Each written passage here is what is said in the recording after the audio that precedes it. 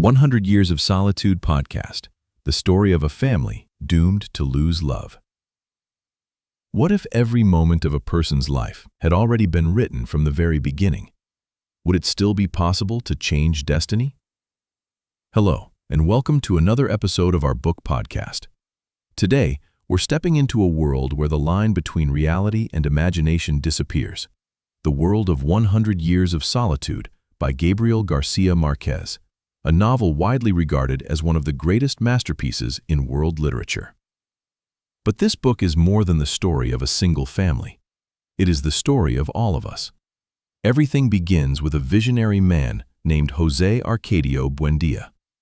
Together with his wife Ursula, he founds a village called Macondo, a place isolated from the rest of the world, peaceful and full of hope, almost like paradise on earth. But no paradise lasts forever.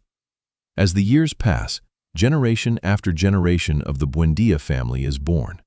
They fall in love, suffer heartbreak, gain wealth, experience power, and eventually lose everything again. Even stranger, the same names keep repeating: Arcadio, Aureliano, José, as if even the people themselves are never given the chance to escape their fate. In Macondo, impossible things happen. A young woman is so pure and innocent that one day she gently ascends into heaven wrapped in white sheets. The dead return to speak with the living. It rains without stopping for nearly 5 years.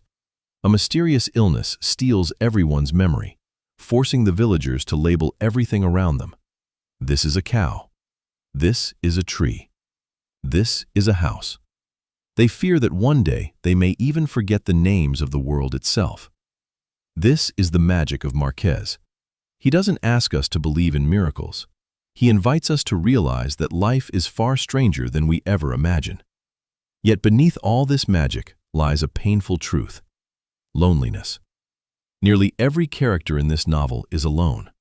Some are alone in love, some in power, some in war, some in wealth, others in memories.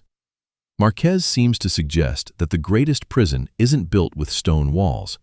It's the one we build around our own hearts. One of the novel's most unforgettable characters is Colonel Aureliano Buendía. He goes to war, wins countless battles, and becomes a legendary figure. Yet, as his life draws to a close, he realizes that none of his victories has brought him peace.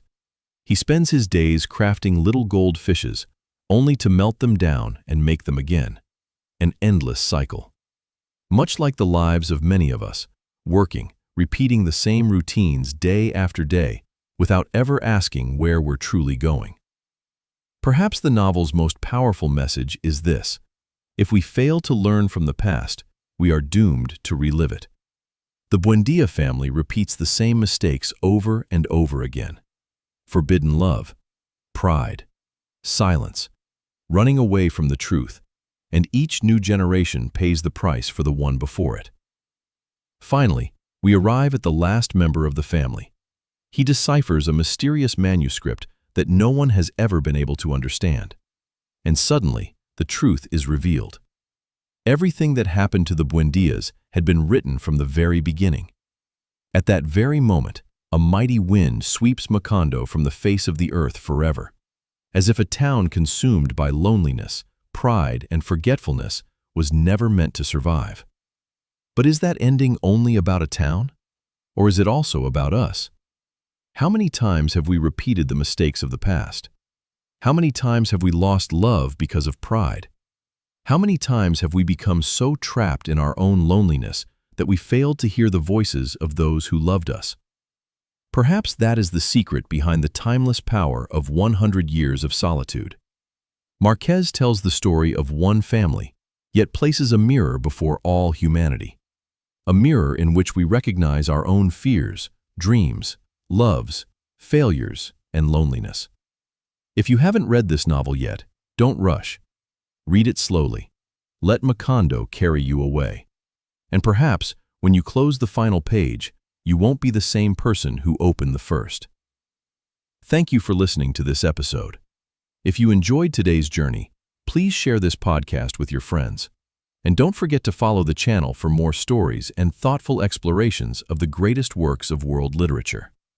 Until next time, remember, some books are not simply read, they are lived.